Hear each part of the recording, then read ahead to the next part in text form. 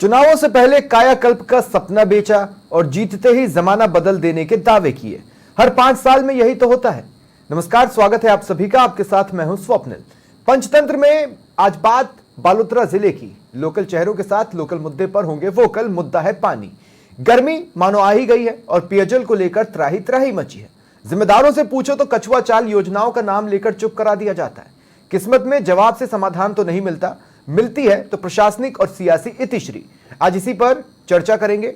मेरे साथ इस वक्त जुड़ रहे हैं कमलेश बोहरा जी, समाज सेवी हैं इलाके से, और उनसे हम बातचीत की शुरुआत करेंगे। कुछ और गेस्ट भी थोड़ी देर में हमारे साथ जुड़ेंगे। कमलेश जी, स्वागत करता हूं मैं आपका समाचार प्लस पर। मैं काम बोल सकूं? कमलेश जी, क्या स्थिति है पानी को लेकर इलाके में?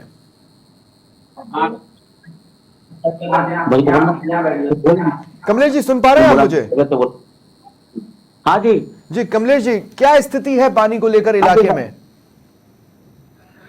सर, पानी की समस्या तो इतनी ज्यादा है कि ऐसा लगता है कि बिजली से बहुत ज्यादा पानी की समस्या है हमारे इधर।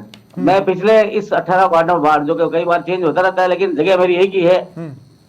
आप समझ लीजिए कि हमको पानी महीने में 1 या 2 बार मुश्किल से नसीब होता है, वो भी 2-3 घंटे के लिए सब। वो भी इस 2024 में सिर्फ 2 बार मीठा पानी आया होगा। हाँ। अक्सर अखबार में एक ही बात आती है, साहब लाइन फूट गई है, कभी बिजली नहीं है, कभी कुछ नहीं है। हमें दूसरों से टैंकर डला के हम लोग परेशान हो जाते हैं। ऑन द एवरेज हमको हर हफ्ते में कम से कम 3 से 4 टैंकर डलाने पड़ते हैं। मीठा पानी डला हो तो 1000 रुपये लगते हैं, और फीका पानी का लगा हो तो 500-600 रुपये लगते हैं। और वो भी अगर आपको 15-20 दिन में अगर एक बार वाटर की सप्लाई होती है, वो भी 2-3 घंटे, उससे क्या होता है, 1 दिन का पानी भी नहीं आता है।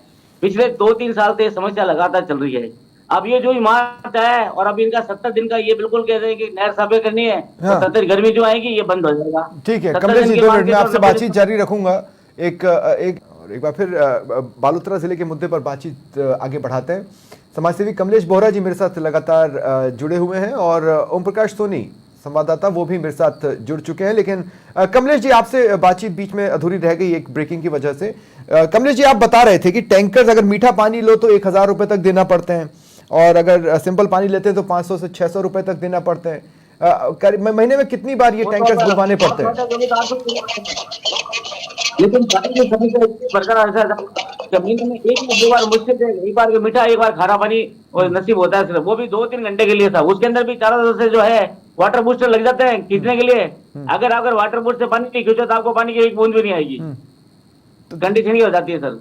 बिजली कितनी देर रहती है? हर बार शिकायत कर चुके हैं, पार्षद को बोल चुके हैं, कई बार इन्फॉर्म कर दिया कि साहब अभी आगे से लाइनें फूटी। आज भी एक बार मैं साहब कि आगे से लाइन फोड़ दी है किसी ने, और उसकी वजह से अभी 2-3 दिन उसमें लगेंगे जो रिपेयर करने के लिए। उसके बाद जितने वो ठीक होती है और आ जाती है, आगे से और फूट गई दूसरी तरीके से। तो कुल मिला के मैं बताऊँ ना, 2024 में सिर्फ 2 बार मीठा पानी नसीब हुआ हमको सिर्फ। 2024 में, मतलब इस पूरे साल में मार्च चल रहा है। और ये समस्या लगातार अभी से नहीं, कम से कम 2-3 साल हो गए हैं। और आगामी अभी ये फिर मार्च महीना एंड हुआ नहीं, और फिर बोलेंगे कि नहर की सफाई तो कमलेश जी, जब आप अधिकारियों के पास जाते हैं, पार्षदों के पास जाते हैं, या फिर आप नेताओं के पास जाते हैं, तो वो क्या कहते हैं? विधायक जी क्या कहते हैं?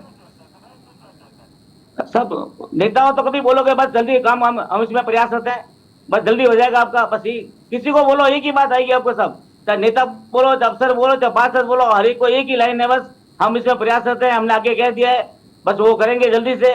कभी कहते हैं लाइन बड़ी चेंज होगी, कभी बोले आपके और टैंक पास में नहीं है, वो बनेगा। कम से कम 4-5 साल से लगातार समस्या चल रही है कि चल रही है सब पानी की। तो पहले थोड़ा बहुत ठीक आता था 2-3 साल पहले, अब तो पिछले 2-3 साल से तो बस ये मान लीजिए कि हमें हर महीने में कम से कम 5 से 6 टैंकर पानी के डलाने ही पड़ते हैं। और गर्मी आएगी तो 8 भी डालो कि हर दूसरे 3 दिन एक टैंकर की जरूरत पड़ती है घर में। ठीक है, आज जोधपुर देखो, कम ऑल्टरनेटिव में पानी आता है सब। यहाँ तो पानी का कोई है ही नहीं, 5 दिन बाद आएगा, 10 दिन बाद आएगा, 15 दिन बाद आएगा, कोई मतलब नहीं है सब पानी के लिए। सब ठीक है कमलेश जी, मैं आगे भी आपके पास आऊंगा, आपसे और भी बातचीत करूंगा। ओम प्रकाश भी मेरे साथ जुड़ रहे हैं। ओम प्रकाश भाई, गांव में किस तरह की स्थितियां हैं? और जहां तक मेरी जानकारी है, ऐसा नहीं है कि पानी अवेलेबल नहीं है, हक का पानी अवेलेबल नहीं है। आसपास जो डैम्स हैं वहां तो पानी है, फिर ये स्थितियां क्यों बन रही हैं?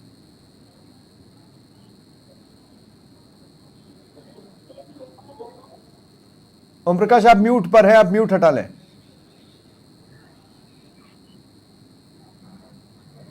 अब बोलिए, ओम प्रकाश बोले।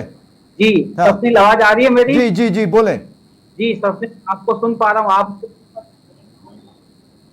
मेरा सवाल यह है कि बालोतरा ऐसा शहर नहीं है में कि जो आसपास पानी की डैम में पानी नहीं है, पानी तो है, फिर ये स्थिति क्यों है? जी, मुख्य रूप से पानी को लेकर जो बालोतरा जिले में जो अव्यवस्था हो रही है, उसका मुख्य कारण यह है स्वप्निल की बालोतरा जिले के लिए जो मीठे पानी की जो योजना थी, उसकी जो पाइपलाइन है वो बार बार चौक हो जाती है, बार बार लीक हो जाती है। दूसरी इसकी मुख्य समस्या का कारण यह है कि मीठे पानी के स्टोरेज के लिए बालोतरा शहर में कोई बड़े टैंक की संख्या नहीं बनाई गई है। ऐसी कोई व्यवस्था नहीं है कि मीठे पानी को स्टोरेज किया जा सके और उसे बाद में डिस्ट्रीब्यूट किया जा सके। मुख्य रूप से जल अव्यवस्था होने का कारण यही है कि बालोतरा शहर के लिए मीठे पानी को स्टोर करने के लिए बड़े टैंक या टंकियां नहीं है।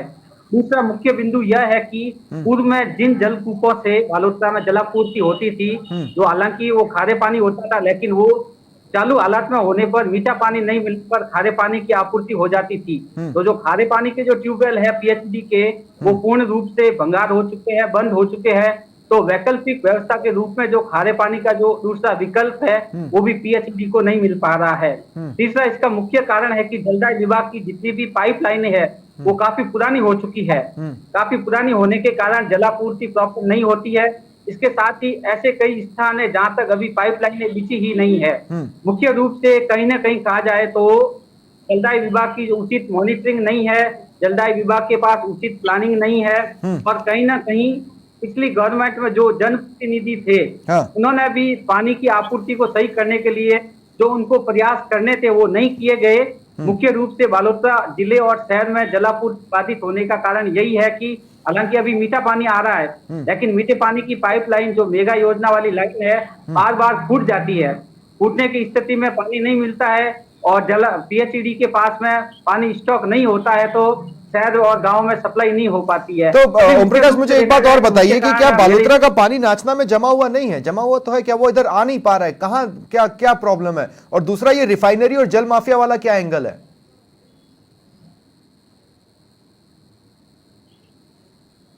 ये स्वप्निल, आपको बताऊं कि अभी चुनाव से पहले रिफाइनरी में जो मीठे पानी की लाइन जाती है, वहां पर कुछ लोगों ने मीठे पानी की लाइन में एक ऐसा सिस्टम पकड़ा था, जितना पानी रिफाइनरी को जाना चाहिए था, उससे ज्यादा पानी रिफाइनरी में बाईपास करके रिफाइनरी में भेजा जा रहा था। सवाल यह उठता है कि बालोतरा शहर की जो मीठे पानी की पाइपलाइन वो बार बार फूट रही है, लेकिन रिफाइनरी में जो पानी जाता है उसकी पाइपलाइन कभी नहीं फूटी, ऐसी कभी सूचनाएं नहीं आई। लोगों का यही सवाल है कि बालोतरा के हिस्से का जो मीठा पानी है, आखिर वो रिफाइनरी में क्यों दिया जा रहा है? जनप्रतिनिधि इसको लेकर जलदाय विभाग को क्यों नहीं स्पष्ट डायरेक्शन दे रहे हैं?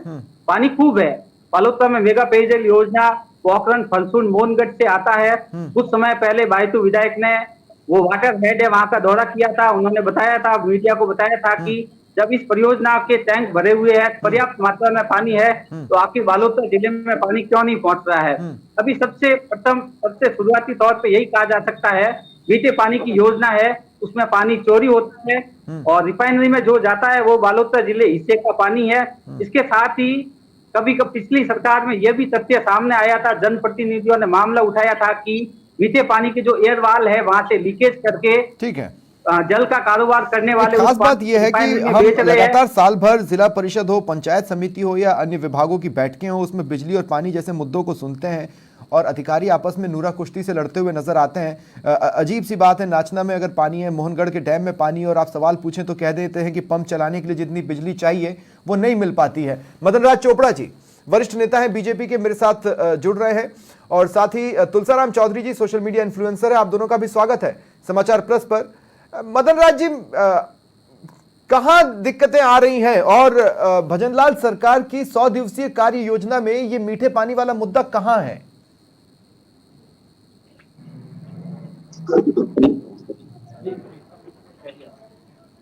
मदन राज जी बोलें, आपकी आवाज नहीं मिल पा रही है मुझे, एक बार बोलें कुछ।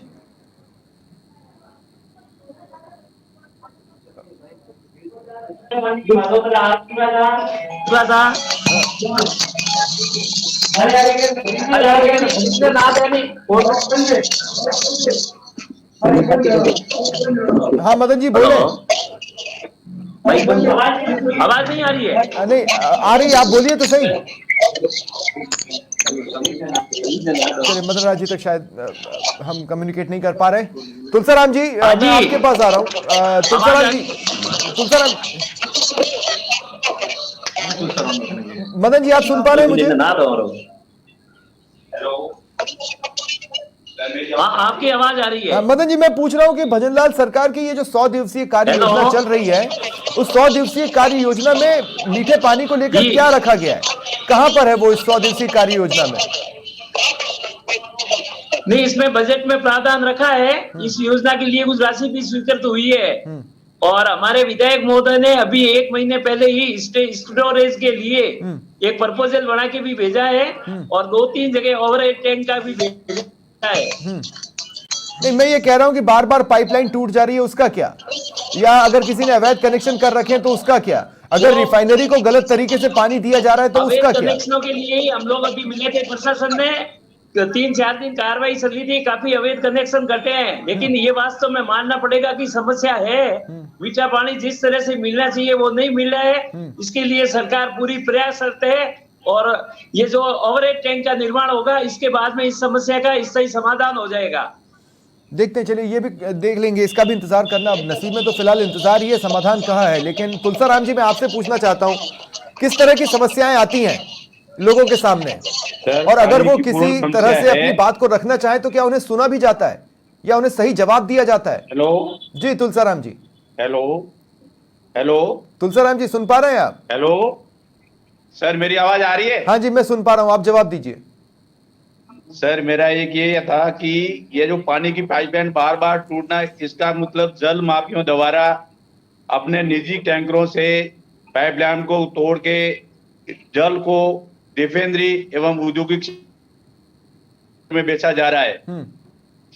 जब तक इस पे लगाम नहीं लगेगी तब तक बालोतरा की पानी की समस्या का समाधान नहीं होगा। जल माफियाओं द्वारा बिना परमिशन बड़ी तादाद में अवैध बोरवेल कर दिए गए हैं और अवैध पाइपलाइन बिछा के सारा पानी टेक्सटाइल इकाइयों में बेचा जा रहा है। बालोतरा में वैकल्पिक व्यवस्था बिटूजा से की गई थी। बिटूजा की वैकल्पिक व्यवस्था में जो जितने भी बैरल सरकार ने खोदे थे उस बैरल बंजर हो गए थे, उसकी जगह जल माफियों द्वारा नए बैरल खोद के पाइपों द्वारा इस पानी को टेक्सटाइल इकाइयों में बेचा जा रहा है। जो पाइपलाइन से भी रात के चोरी के दिन में भी बड़ी तादाद में पानी रिफाइनरी एवं टेक्सटाइल इकाइयों में बेचा जा रहा है। इससे जब तक जल माफियों पे अंकुश नहीं लगेगा, नहीं तो क्या इसकी शिकायतें प्रशासनिक स्तर पर तब तक हमारी पानी की समस्या का समाधान नहीं होगा। कि क्या इसकी शिकायतें विधायक स्तर पर, पार्षद के स्तर पर अधिकारियों से की जाती है तो वो क्या कहते हैं? बालोतरा के आसपास जो एरिया है हमारा, उसी में यही समस्या है। हाँ नहीं जी सर। जी तुलसीराम जी, लेकिन मैं ये पूछ रहा हूँ कि भाई आप लोग पार्षद से तो मिलते ही होंगे, कभी विधायक भी घूमते फूरते दिख जाते होंगे, अधिकारियों के पास तो आप पहुंचते ही होंगे, तो ये लोग क्या कहते हैं? वो अधिकारी तो अपना कहते हैं कि हम कार्रवाई कर रहे हैं। एमएलए ठीक है, उन्होंने कुछ अवैध कनेक्शन भी कटवाए हैं। जी सर। ठीक है, कमलेश बोहरा जी मैं आपसे भी पूछना चाहता हूं, अगर मान लीजिए कि भाई प्रदर्शन तो बहुत होते हैं, इसमें तो कोई दोहराई नहीं है, बालोतरा में कभी किसी वार्ड के लोग, कभी किसी वार्ड के लोग, कभी किसी गांव के लोग, कभी किसी ग्रामीण इलाके के लोग, प्रदर्शन तो साल भर करते हैं। अलग अलग समय पर मैंने कई प्रदर्शन की खबरें पढ़ी भी हैं, ज्ञापन भी सौंपा जाता है। मैं ये पूछना चाह रहा हूं कि क्या ज्ञापन पर क्या रटा रटाया जवाब बार बार दिया जाता है और उनसे पूछा जाता है यही तो आपने पिछली बार किया था, कहा था, तो क्या जवाब मिलता है? सर जवाब तो ये बात है कि हर आदमी एक तो यहाँ पे बिजनेस में इन्वॉल्व है, इतना समय मिलता नहीं है, और कुछ लोग जाके बोलते भी हैं तो बस वो मीठा जवाब एक ही मिलेगा आपको, बस प्रयासरत है।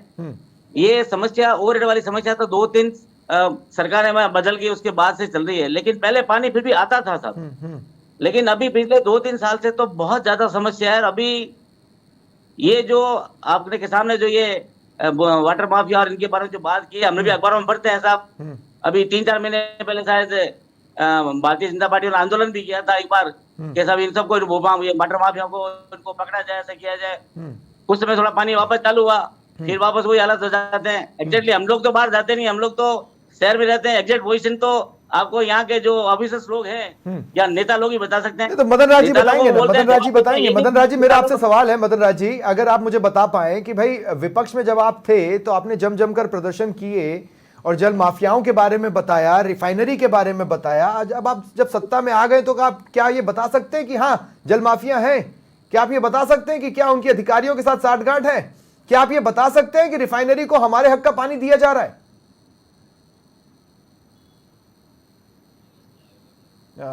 मदन राज जी तक मेरी आवाज नहीं जा रही, कोई तकनीकी खामी आई है। और ओम प्रकाश भी इस वक्त मेरे साथ नहीं है। तुलसाराम जी, मैं आपसे पूछना चाहता हूं कि जी सर, क्या साठगांठ को लेकर किसी तरह की कभी कोई जांच हुई भी है इलाके में या नहीं हुई है? जी सर, जी सर, जी बोले। मेरी आवाज आ रही है? हाँ जी, सुन पा रहे हैं, बोलिए। हाँ सर, जी सर बोलिए। मैं ये कह रहा हूं कि ये विभागीय साठगांठ या जल माफिया का प्रशासन पर हावी हो जाना, क्या इसे लेकर कभी कोई आवाज उठी है? इस पर किसी तरह का कोई जवाब आया है कभी? जल माफियों द्वारा ये बताया गया है कि जितने भी हमने पाइपलाइनें बिछाई है, ये हमारी पाइपलाइनें धर्मशालाओं में